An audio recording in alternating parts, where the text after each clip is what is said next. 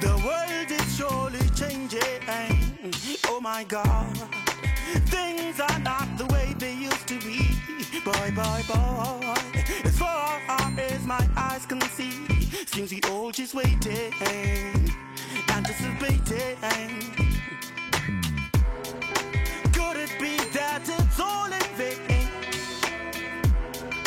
Could it be it was written down this way?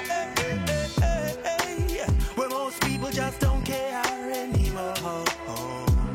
Stock markets and money is the order of them days. Kunkure, Santa Tagmare. Kunkure, Santa Tagmare.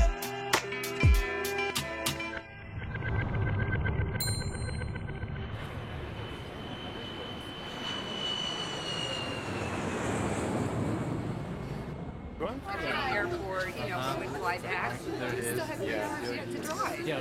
Nobody's got to go to the airport to do something. Ndiye huyu. Unaweza kwenda kumsalimia.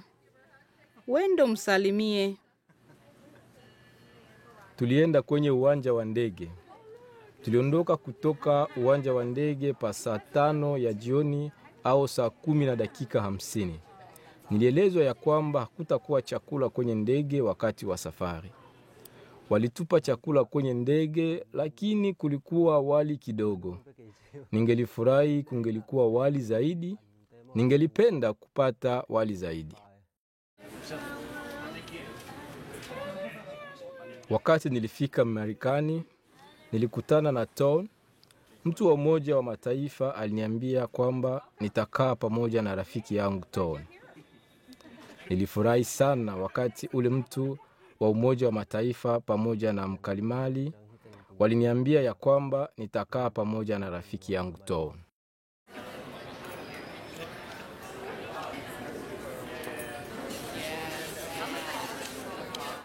Ulijisikia je wakati ulifika na kuwaona watu wengi pale? Na pia wale watu wote walikuja kukutana nawe na kukukaribisha? Kulikuwa watu wengi. Sijui niseme nini. Nilisikia furaha kubwa. Nilikuja Marekani. Hiyo ilikuwa lengo langu. Nilifurahi sana kabisa. Nilifika sasa hapa. Nikianza njia yangu. Nilifurahi sana kuwa hapa. Nilifurahi sana kuwa Marekani. Nimefika sasa.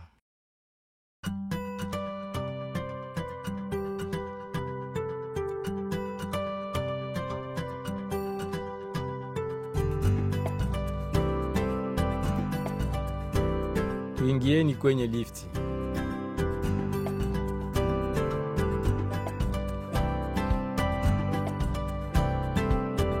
Hamsi, unawaza je kuhusu Marekani mpaka sasa?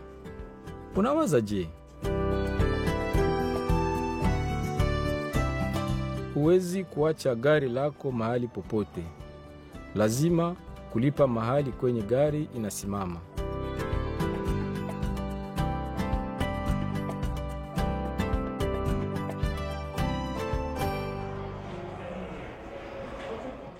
Nilikuwa bado sijaingia ama kuona katika ndege. Niliwahi kuiona mmoja yenye kusimama tu ndani. Nilikuwa nimeona mmoja peke yake. Ndege ya 3 ndiyo ilikuwa ya kuogopesha zaidi.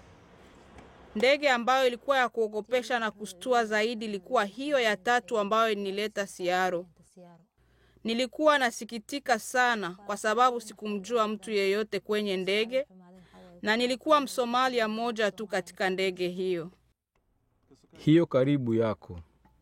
Ndiyo utatumia. Uipanganishe pa nafasi yake. Ni vile.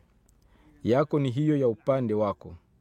Uweke juu ya mabega yako kama msichana yule. Hiyo ndiyo sababu nilikuwa naoga na huzuni. Ndege ya 3 ilinileta Seattle, ambapo wakati nilifungua macho, asante kwa Mungu. Mtu mmoja pia kutoka Somalia alinisaidia. Asante kwa Mungu. Sikukuwa naoga tena, nilikuwa na furaha sana.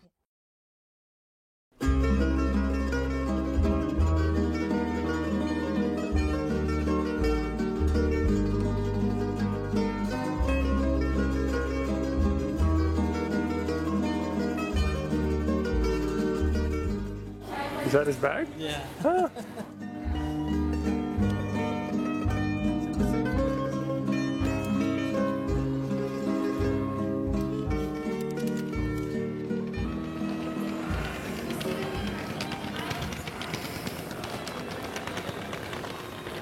Ilikuwa baridi sana. Ilikuwa joto Malaysia. Wakati tulifika Chicago, sikufikiri kwamba baridi itakuwa sana hivyo. Ingawa watu walisema ilikuwa baridi, tulikuwa ndani ya uwanja wa ndege kwenye chumba cha kungojea. Lakini wakati nilienda nje, ilikuwa baridi kweli.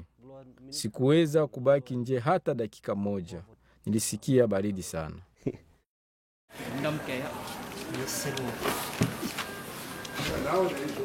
Japan nailiของพอลจะซุ่มแขกได้เจอซุ่มแขกด้านไทยหรอจิงซังผมจิงซังในสักอีของมาซุ่มนั่งซุ่มมาลีซุ่มมั้งมาลีซุ่มตัวเป็นตับได้หลายวันนะมาลีซุ่มซอบวางด้วยของได้หลายซอบวางซุ่มซอบแหละซ่อมเป็นแบบซ่อมมั้งอ๋อแขกจะทราบเลยเรียบเรียซ่อมเนี่ยนั่นช่วงไงสุดเกี่ยวซ่อมของที่จะมองในเจ้าก็皮肤不能帮漂亮这样哎。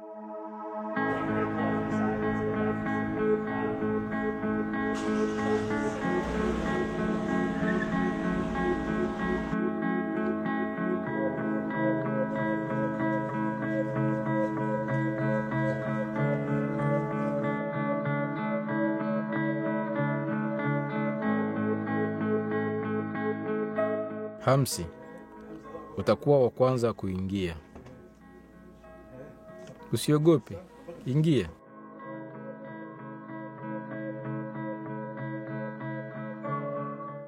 Mnaweza kwenda kaa kwenye viti hivyo. Hivi vitakuwa vitanda vyenu viwili.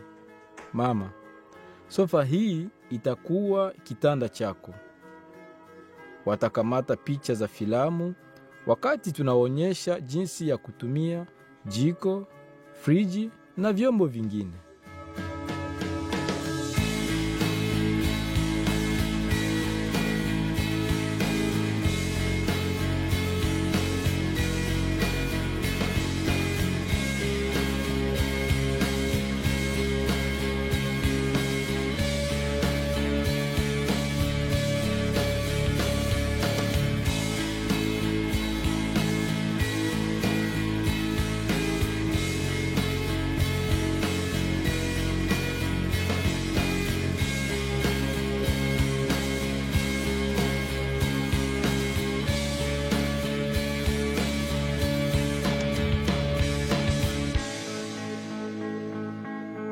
You guys hungry now? Hamsi. Kutokana na yale nimeyaona, Mariam alikuwa na furaha kubwa sana alipotuona. Alikuwa na safari ya ndege ndefu sana. Kulingana na yale alinieleza, hakuwa na mtu yeyote wa kuwasiliana kwenye ndege. Hivyo, wakati waliniona nazungumza nao kwa Kisomalia, yeye na watoto walifurahi sana. Mariam alikuwa na huba ya kusumulia na mama yake aliyebaki katika kambi. Mimi pia nilikuwa na bahati kubwa kumsikia akiongea na mama yake kwa mara ya kwanza.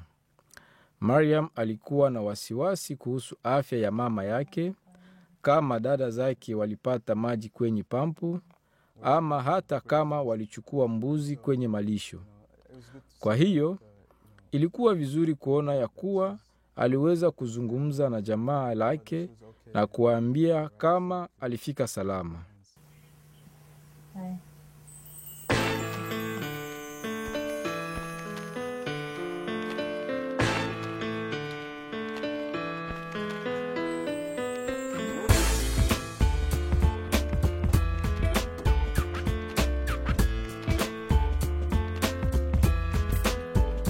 Ni joto hapa.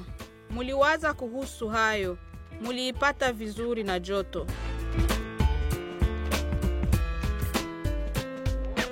Hapa kuna vitabu vichache mnaweza kusoma. Tia mfuko yako hapo.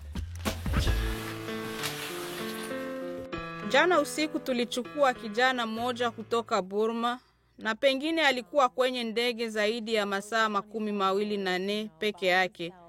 Alikutanishwa na rafiki yake wa sana na alifurahi sana.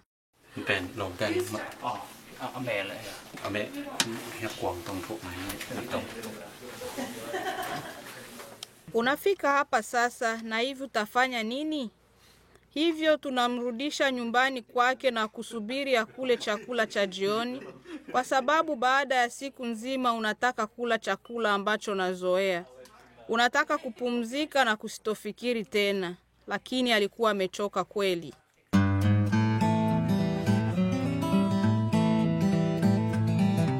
Kisha kupumzika, tulifanya mafundisho ya usalama wa nyumbani. Tutaanza hapa kwenye mafiga. Ni lazima sana mwelekeo ya usalama wa nyumba ifanyike pale pale hiyo usiku ya kwanza. Kwa mwelekeo ya usalama wa nyumba, tunapaswa tazama kila chumba katika nyumba, kufasiria kila vifaa vya nyumba, jiko, kuwaonyesha jinsi mafiga inawaka, tanuri, vitu ambavyo hawajavitumia bado, vitu kama nafasi ya kusukulia masahani, chombo cha kuosha nguo, na kuhakikisha ya kwamba wanaelewa jinsi ya kuvitumia. Kwa hiyo kesho asubuhi, wakitaka kutayarisha chakula au kuoga, wawe tu na maisha ya kawaida. Hayo yote wanaweza kufanya.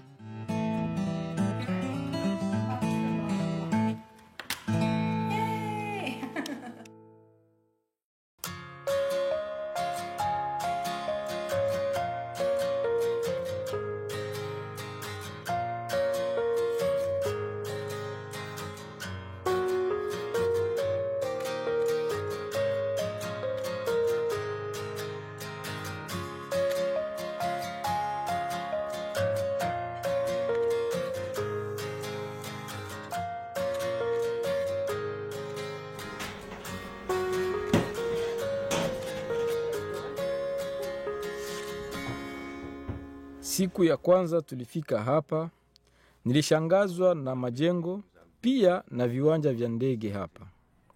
Watu kutoka nchi zingine wanakuja hapa na kudhani kwamba wanakuja hapa na kupata fedha barabarani. Na hiyo si kweli. Marekani ni nchi nzuri. Kuna mengi ya tofauti, kuna makundi mengi ya kikabila, na wao wote wanaishi pamoja na kufanya kazi kwa bidii.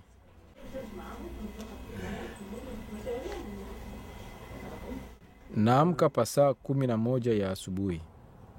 Naomba na kisha naendesha gari langu kwenye uwanja wa ndege.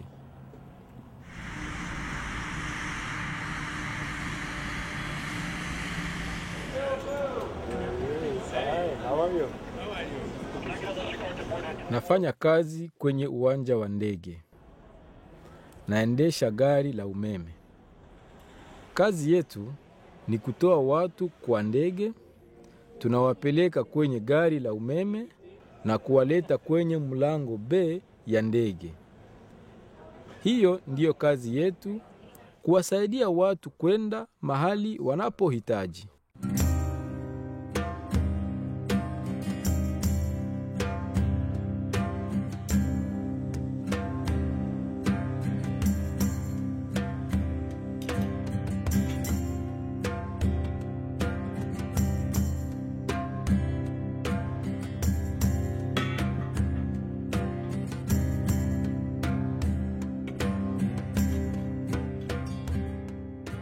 Sisi tulitoka Iraki mwaka wa 2008.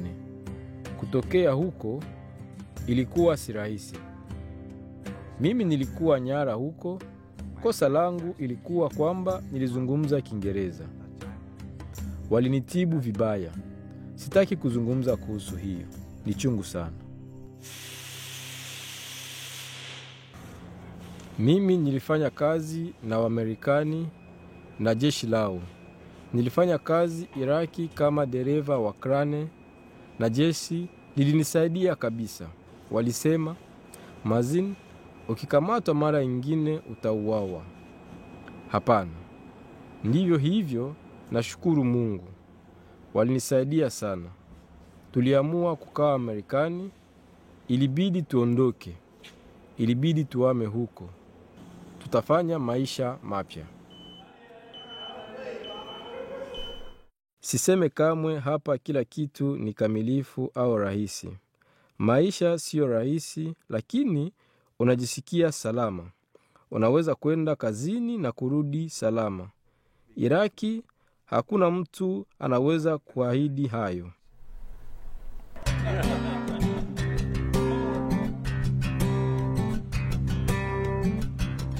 Wakimbizi wengi wanaokuja Marekani watapata kazi ya kwanza mahali fulani kati ya miezi 3 ama 6 wakishafika Marekani.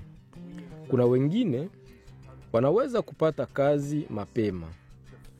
Tunawatia moyo wakimbizi wanaokuja Marekani kukubali kazi ya kwanza ambayo wanapewa. Idadi kubwa ya wakimbizi wanaokuja Marekani bila kujali kiwango cha elimu au uzoefu yao ya zamani watapata kazi yao ya kwanza hapa Marekani. Ni aina ya kazi ya chini ama katika nafasi za viwanda vya kutengeneza vitu, chakula au sehemu ya kutengeneza chakula ama ukarimu au ya huduma.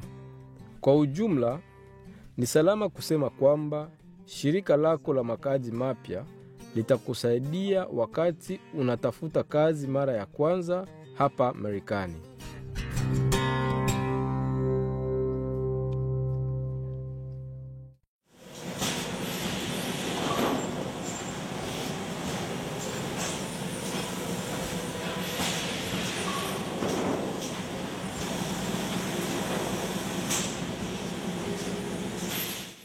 Nilipokea simu ya msimamizi wangu Rita. Aliniuliza kama nataka kazi. Nilisema, bila shaka. Kwa sababu mume wangu wala mimi mwenyewe hakuna yule alikuwa akifanya kazi. Rita aliniambia kwamba gari itakuja kunichukua saa 6 asubuhi na kwamba kazi itakuwa rahisi. Nilimuuliza, nafikiri nitakuwa wa mafaa? Alisema ndiyo. Aliniambia nitayarishe hati yangu na nitaanza kazi mara moja. Sikuamini kwamba nitaanza kazi ili niweze kusaidia mume na watoto wangu. Gari ilikuja nichukua saa 6 asubuhi na kunipeleka kwenye kiwanda na vifaa vyote vya maombi ya kazi viliandaliwa. Hiyo siku nilianza kufanya kazi. Ilikuwa mshangao mkubwa, nilikuwa na furaha sana. Tunapofika kwenye kiwanda, tunachukua kadi ambayo ina jina zetu na kuiweka kwa chombo. Kisha tunapewa chombo cha kazi na msimamizi. Wakati mwingine nafanya kazi kwenye chombo cha 7, lakini naweza fanya kazi kwenye chombo chochote, 10, 9 bila shaka. Wakati mwingine tunakwenda kwenye chombo kingine kama plastiki inatoka nje ya chombo. Tunatuma vipande vya chombo vya plastiki kwenye duka la vifaa. Wakati kazi inakwisha, lazima kwenda kwenye kafetaria. Tunatumia kadi zetu za kazi kwenye chombo kwa kufunga kazi na tunaondoka. Na ndiyo hivyo.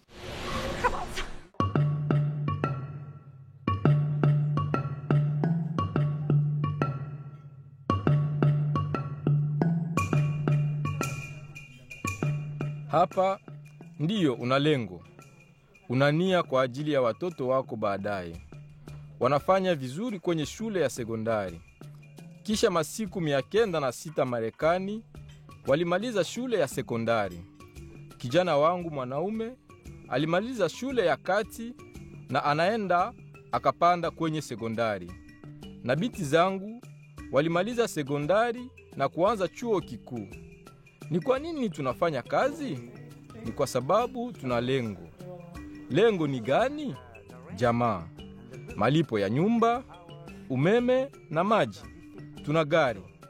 Namshukuru Mungu nilipata gari. Naenda kufanya kazi dakika 12 kutoka nyumbani kwangu na kurudi salama. Na fedha napata inatosha kwa kulipa yale yote. Namshukuru Mungu kwa yote nimepata.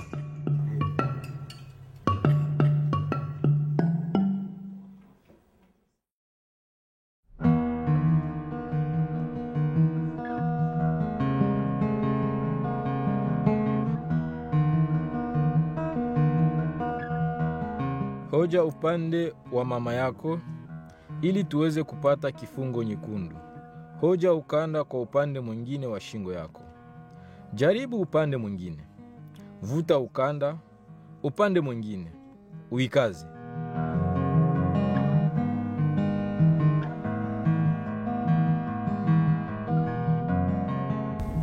marka ka warama xalay safarkii iyo maaragtay seed dareemaysan jidkii dheeraa ay soo marteen markaan diyaaradaasi walaal astaan soo maroon imaado waxaan ka cabsoonayaa inaan qof aan garanayo aan waayo sida hadda adiga oo kale cabar halkan kale soo baxday aad baan farxay sax hadii si aan goyn lahaa aad baan farxay sax aad baan ku maadanay aan ku farxay macnaha Soomaali oo kula luqada kula luqada sax hadda aad baan ku faraxsanahay صح ما شاء الله ما تنسى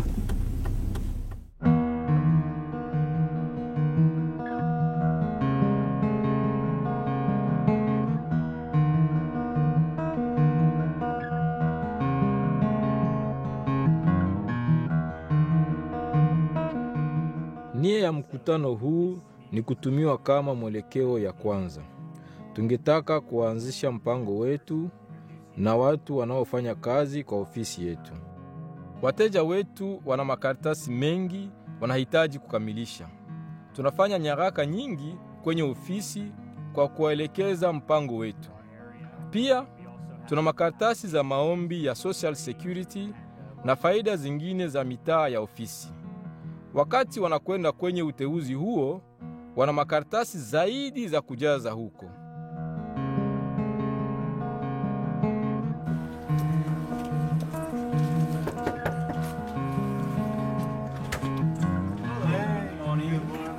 Habari za asubuhi, tunaenda kuomba idadi ya Social Security.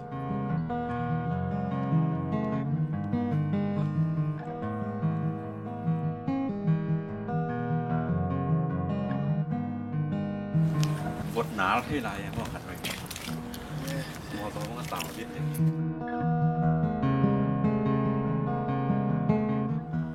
We need to apply for security number so he can apply for jobs. We can apply for the public benefits he will receive. He asks how long it's gonna be take Social Security number. He will receive it between 10 days, 10 till 14 days. Dunia ke pan na siya ke pan ni som na ki ka lang nga the ke.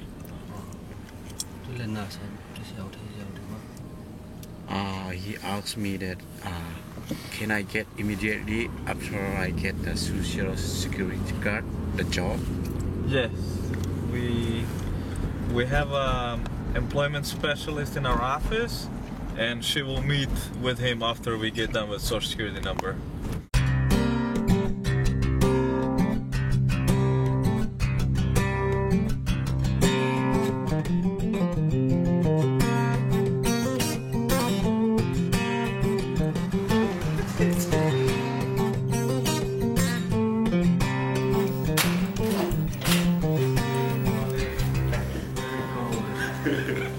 Siku ya kwanza mkimbizi anakuja kwa ofisi yetu.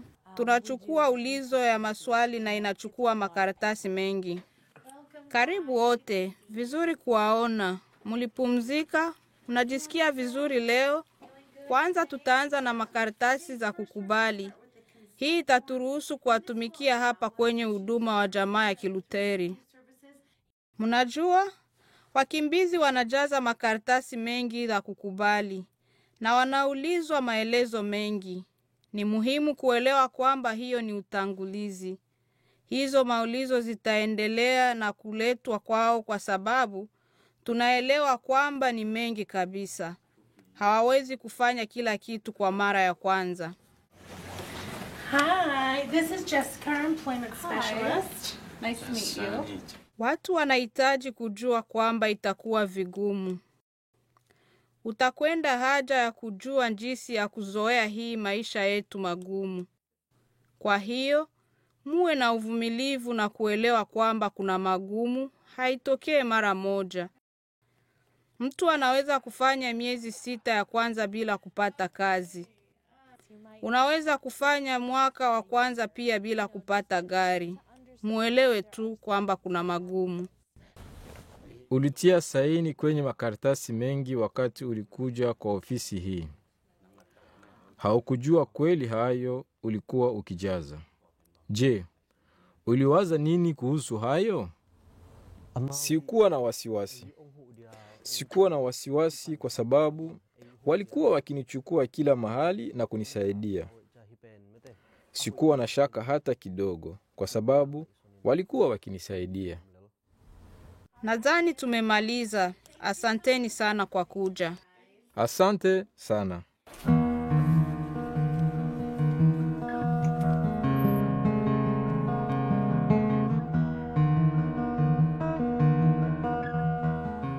Mimi natumaini kwamba kuna nafasi za mafanikio mengi za kuendelea hapa Marekani kuliko nchi zingine. Naweza kupata pesa nyingi zaidi. Hapa malipo kwa saa ni kubwa kuliko Malaysia. Kwa hiyo sina woga kama hiyo nilikuwa nayo nilipokuwa Malaysia. Sina woga.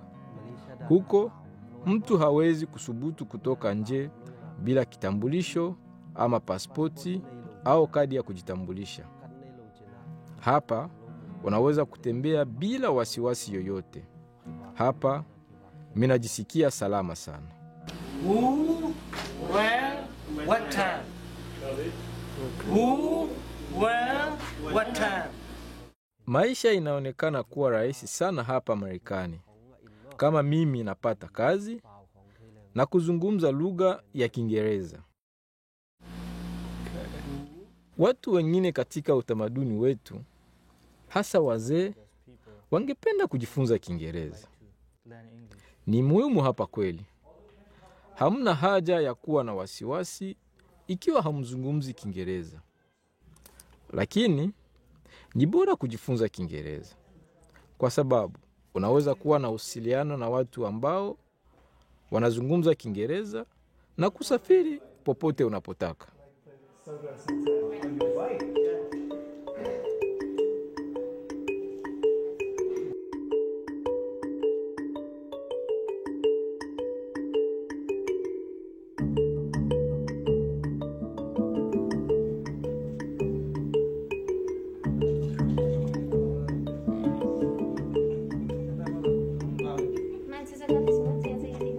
Katika makambi ya wakimbizi, hali ya maisha ilikuwa chini sana. Wamarekani ni watu wa elimu na sisi tuko nyuma katika teknolojia. Nilikuwa na hofu kwa sababu sikuwa na ujuzi wowote.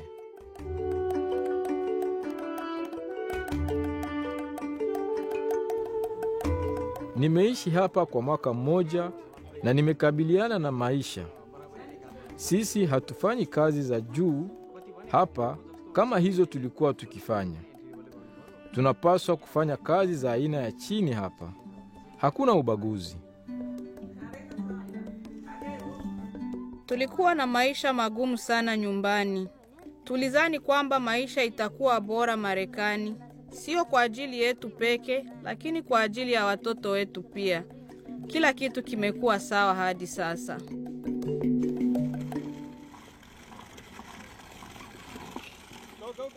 Nasoma kwenye shule ambayo inaitwa Indian Creek Elementary. Mwalimu wangu anaitwa B. Horshaw. Mimi nasoma kwenye darasa la 2.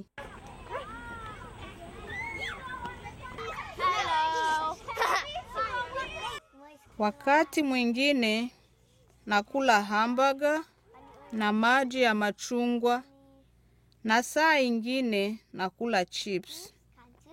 Kwa kawaida, naenda shuleni saa 1 ya asubuhi na kurudi nyumbani saa 8 ya mchana. Binti yangu amekuwa akienda shule. Sasa anazungumza Kiingereza vizuri. Wakati namuuliza kama anataka chakula cha asubuhi nyumbani, anasema atakula kwenye shule.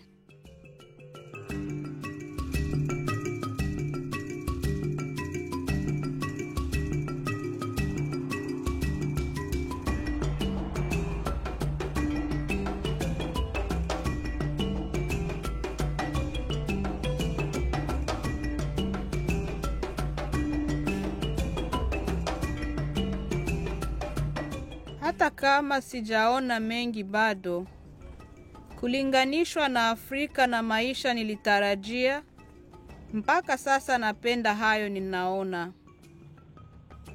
Ilikuwa vigumu sana kuishi huko. Tulikuwa na uoga, hakukukua elimu. Hapa kuna elimu. Hakuna cha kulinganisha, hata kama sijaona mengi bado. Kwa hiyo tuna mtoto katika darasa la 2 la juu, darasa la 4 na la 2. Kwa jamaa za wakimbizi wenye watoto, tunawaandikisha watoto hao katika shule. Tunahakikisha kwa watoto walipata chanjo zao zote kwa tarehe inayofaa. Kuhakikisha usafirishaji wa watoto kwa shule imepangwa. Tunawaandikisha kwenye shule. Lengo letu la kwanza ni kuweka wanafunzi kwa shule kwa haraka iwezekanayo. Tukisubiria nyaraka zote, watoto watakuwa wakijifunza. Kila siku, kila dakika ni muhimu.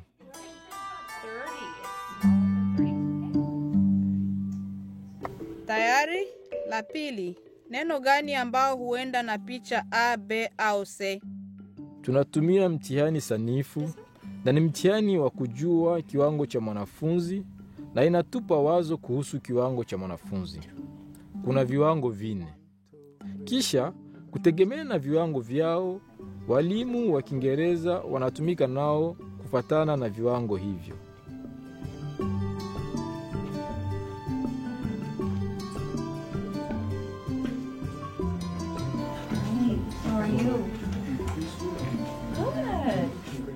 Kila mtu ana wazo kuhusu kiwango ambacho mwanafunzi anafikia. Na kisha wanachukua mtihani huo na inatupa hisia ya maendeleo ambayo wanafanya. Good job. Very good.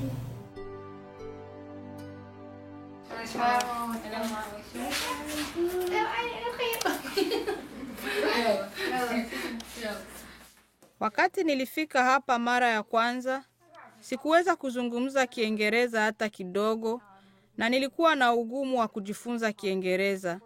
Kisha nikaanza shule. Wakanituma kwenye shule ya International Center, mahali wakimbizi wanajifunza Kiingereza zaidi. Kisha nikaanza kusikia na kuzungumza nao. Kuna tofauti wakati unazungumza Kiingereza na mkimbizi na wakati unazungumza na mtu ambaye alizaliwa hapa na anajua lugha. Sasa mimi nimekuwa bora zaidi kama hivyo unavyoona. Niko kwenye darasa la mwisho na nitamaliza na kwenda chuo kikuu. Nadhani kujiandikisha kwenye chuo ya maduka ya madawa ambayo inachukua miaka 6 kisha sekondari na kisha namaliza. Mambo mazuri kuhusu kuishi hapa ni elimu. Kama unataka kuwa mfamasia, una zaidi ya bahati moja kuwa mfamasia au kuwa na kazi ya ndoto yako. Jambo ngumu ni utamaduni, kwa sababu unatokea kwenye utamaduni mbalimbali na wakati mwingine watu wengine hawaelewi tofauti kati ya utamaduni na lugha zingine nyingi. Nafurahi sana na bahati ya kupata elimu ninayo hapa.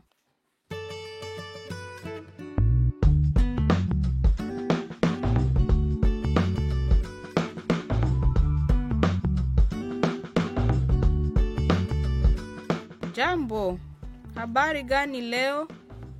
Je, una karatasi yako ya mganga? Vizuri, asante.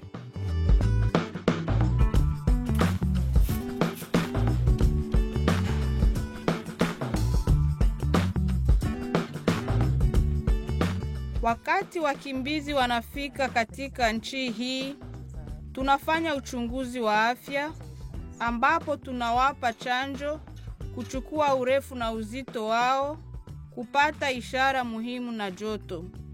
Kisha tunafanya kipimo cha mwili mzima. 126 juu ya 86. Vizuri sana.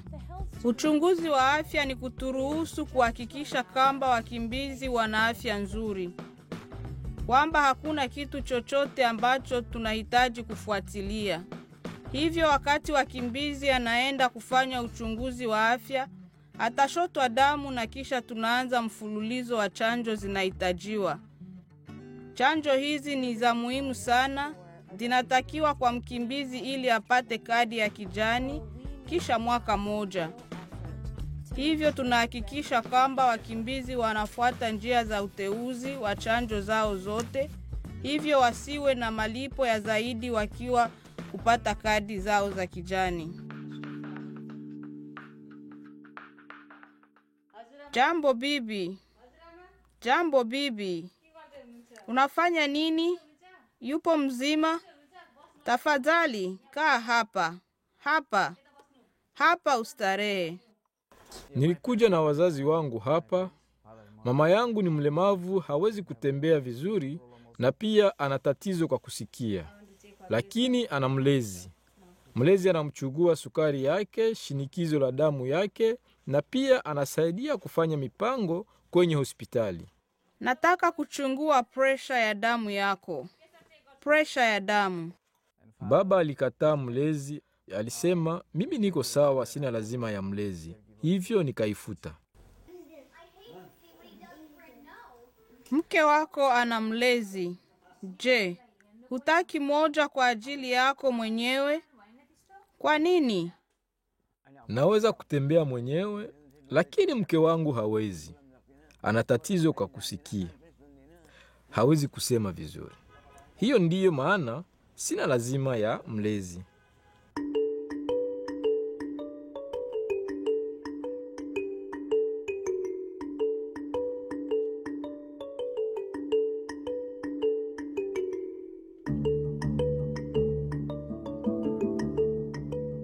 Nafanya kazi kwa duka ya vitu vya zamani tangu nilifika Marekani. Nimekwisha fanya miaka 2 hapo.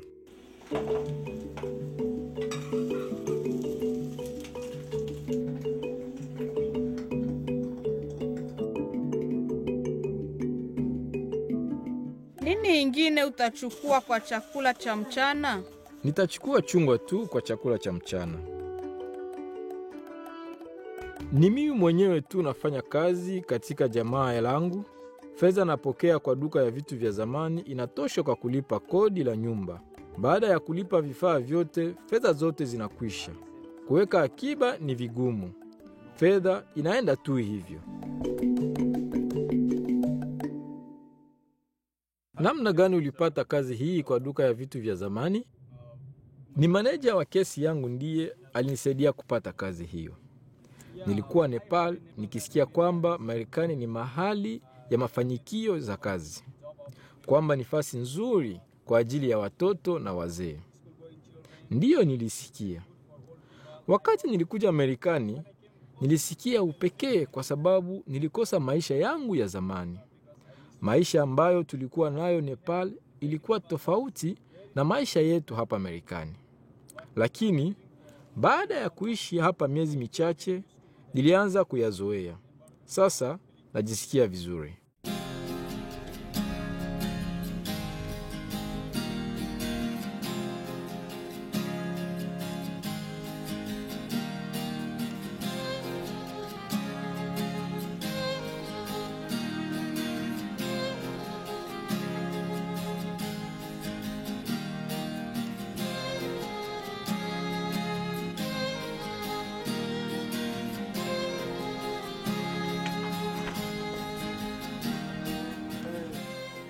Jambo, kuna mtu nyumbani? Je, tunaweza kuingia? Ni mimi na watu wa video. Njoni. Wapeni mikono. Wasalimieni. Mariam alikuwa na bahati kupata wengine wakimbizi wapya kuwa majirani zake. Wakati hiyo aliona majirani zake ambao walifika kutoka kwenye kambi, wakashikamana mara moja. Waliongea kuhusu nyumba, fleti ilikuwa je, ni vitu vya aina gani wanavyo, uzoefu gani walikuwa nayo wakati walifika mara ya kwanza kwenye uwanja wa ndege. Wakana Marekani watana heso dhawo. Washington watana. Washington u socdaa didda Washington ziyaara watana. Aniga magacayga Madiina aadana leedahay. Kismaayo ahay. Ka kuma ka imaaday. Aniga Maryam Xasan baa leedahay. Waa ka barasho wanaagsan. Kismaayo ka imaaday. Hero ifaale washaqaa. Daras leenahay wax dib ee ma jira ma fahamta. Hortaada meeshaan la wareeray oo la dhume. Alxamdulillah la digay. درسان رواي هبل إيكان إيه وحس وحبها مرجيني ماشان مروك وحس ما بيعلم اللي أنا وقوع عصبنا هذا كل ما نكل براني لما أنا برتاح سطح بالوضع دقنا بيش أنا سطح إيتهاي وحنا دور يارها هذا الشيء جاي صرت هذا صوبر يعني بيها عد مويد ما وحكي عنايين مرة أنا أفر إذا سطح الديار صور عادي أنا كأفر دياران صور عني وحبا وما أركين بأفرت ديارة أنصور عين مربى إلهي دي سودا في كاكو ما بقت جد سودا في ما سدح ديارتي سدح هذا أنا نقول بالنسبة أنا قلت أفرات الحمد لله وحن شيء قدم بواي هاي مرة كانت تجي ما قا أوجوتها ما معلومات أوه هدبوا قرنا يعني هذا مالي يوم الإسقاط كي الحوار يرتوه ما قد جدا ما سدح حبيبنا أفر بيني ما قرنا يا دحين أفر هبين أي أفرتها هبين محاد أركت أفرتاس والله لبدي هبين وهرب أنا سيحان هاي محاوسة هاويس لبدي هبين ودنبله وان سيحان أي محاوسة هاويس لبدي بره لبدي هره هدوح أنقرنا يبغى مبانا كنده هاي يوح مرينا إله وان وياي هاي لبدي هبين ودنبله وح مرين إله وانك أوكي ما مسلم وياي بي حد أدنى ما أنت بأنا فرح سنة آدي أنا وكل فرح سنة هاي مركا مسلم وياي لكن ماشي عندك جوجا إدك تركي كاتات دقيني واحد نبى أي كوان ما وجرت أنا كأفر ساعة 6 ساعة 6 ساعة 7 ساعة أي واحد ما حقيقة كودي ما وجرت أفكار ذا أغاني ما هنا أي كنا واحد كودي ما وجرت واحد أي كفي أنا إله مؤمن دت في أنا ودت ماشي عندك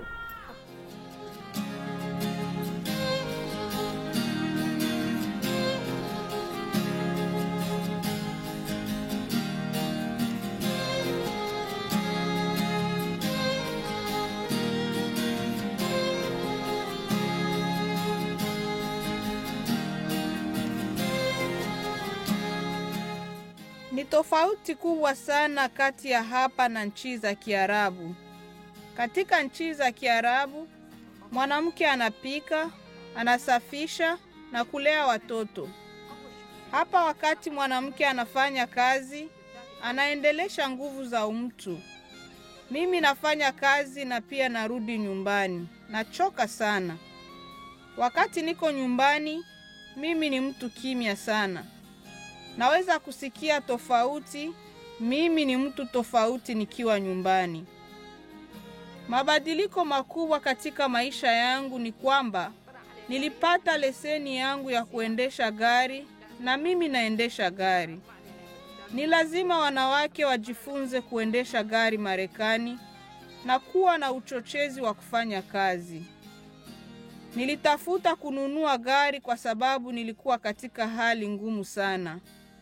Wakati mwingine niliondoka saa 9 ya usiku na sikuwa na namna ya kusafiri. Hivyo, nikaongea na mume wangu na kumwambia kwamba tunahitaji gari.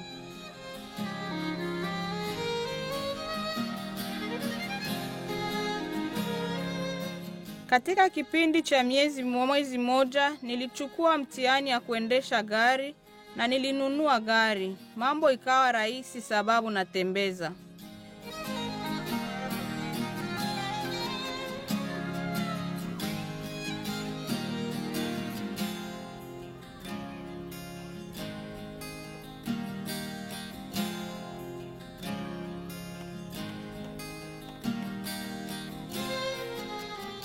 Mara kwa mara naenda kuemea na kuchukua watoto wangu.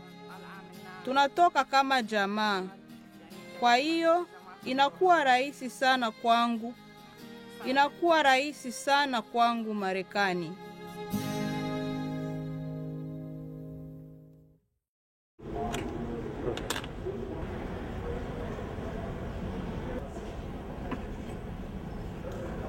Kazi yangu inakwenda polepole kwa sababu katika majira ya baridi wasafiri hawakuje Denver kama katika majira ya joto.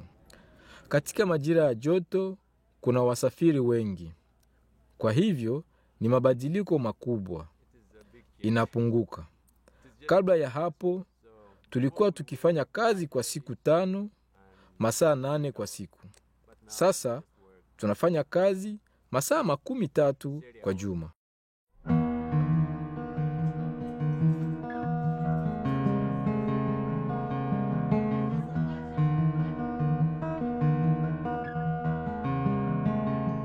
Nimekuwa hapa miaka 5 na hiyo ni muda mrefu. Lakini kuna mambo mengi ambayo sasa ni rahisi zaidi kuliko wakati tulifika hapa mara ya kwanza. Kwa kweli, maisha ni nzuri Marekani. Tunafuraha kwa kuwa tuna mtu wa kutusaidia. Huu ni Jennifer. Salamu alaikum. Tunafanya kazi pamoja kama jamaa na tunakula pamoja. Huu ni Max, Jennifer, dada na Adam akikula mwenyewe. Sudan mwanamke anaombwa kuhudumia mume wake, lakini ni tofauti hapa. Lugha ni rahisi kwa sisi. Kuelewa watu ni rahisi zaidi. Kuelewa namna wa Amerikani wanaongea, pia maisha ya Amerikani. Mimi sasa naelewa maisha ya Amerikani. Ugumu ni kwamba tunakumbuka kwetu. Ndiyo, nchi ni nchi. Nyumbani ni nyumbani. Hivyo, nakumbuka nyumbani. Nakumbuka nyumbani sana.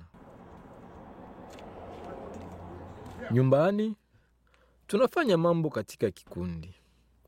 Tunakula katika kikundi, tunafanya kazi katika kikundi, na tunazungumza katika lugha ya kabila yetu. Nakosewa na binamu zangu na marafiki zangu. Kwangu mimi, sio rahisi kuishi Marekani, lakini ni vizuri kwa jamaa langu. Ilikuwa chaguo bora kwetu. Hivyo wakati umekuwa mzee, nafasi gani utaweza kujiona? Na kwa mapenzi ya Mungu utaishi muda mrefu na maisha ya afya. Utajiona mahali gani wakati utazeeka? Wakati nazeeka, nataka kujua kwamba nilifanya mapasho yangu kwa watoto wangu. Wapi unataka kuwa utakapozeeka? Nyumbani.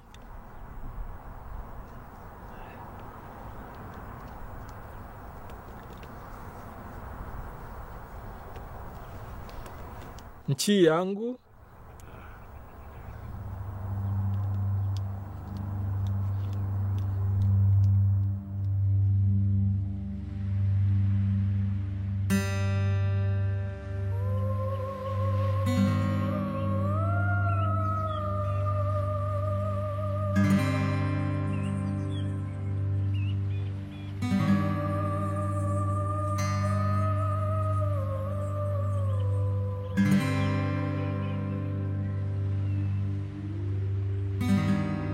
siku ya 3 tulichukua jamaa kufanya baadhi ya ununuzi wa chakula.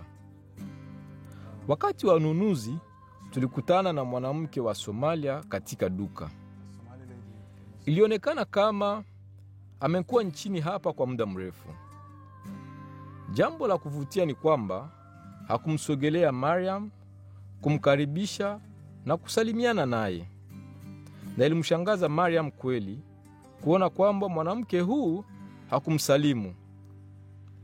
Lakini wakati watu wanaishi hapa muda mrefu, wanachukua na kuzoea utamaduni.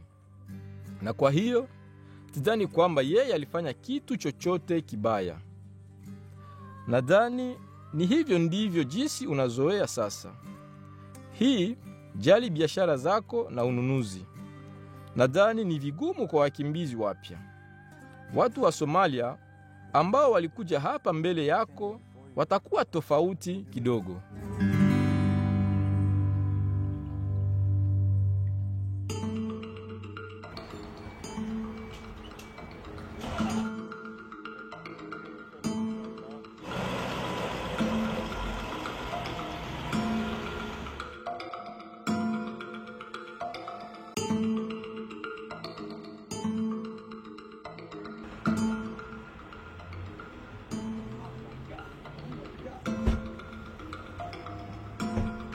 Yes! Yeah! Hizi zote ni picha zetu kutoka Iraq. Albumu za picha za jamaa wangu. Tulikuwa tukisubiri kwa muda mrefu. Kweli leo ni siku kubwa. Tunarudi kutoka kazini na tunaona kwamba lori la UPS ilileta mfuko wetu kwetu. Mfuko huu ulitoka mbali, njia yote kutoka Iraq. Eric! Good picture.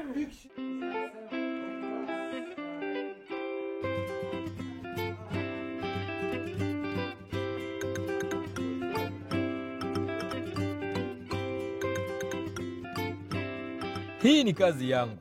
Albumu hii inatolewa kwa krane yangu. Angalia, hii ni krane yangu. Tazama jinsi ni juu. Unajisikia je unapoona hii? Nakosewa nayo sana.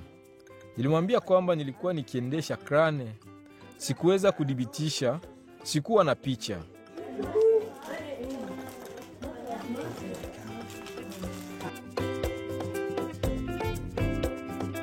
Hatukuzileta pamoja nasi.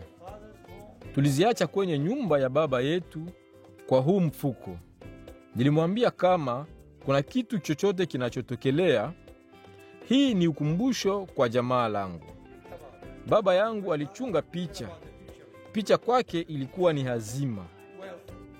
Kama picha zinapotea, haziwezi kurudi tena. Hii ndiyo picha ya kwanza tulichukua pamoja mimi na weye. Siwezi kuamini tulikuwa na uwezo wa kuzipata. Hasa na hizi albumu zote. Zina picha mamia na mamia. Hatukuweza kuzichukua nasi wakati tuliondoka. Asante kwa Mungu tulipokea mfuko hii. Ni tukio maalum sana kwetu. Siku chache zilizopita ilikuwa siku ya kuzaliwa kwangu. Ni kama kuwa na siku ya kuzaliwa ingine. Ni zawadi bora. Ni zawadi bora.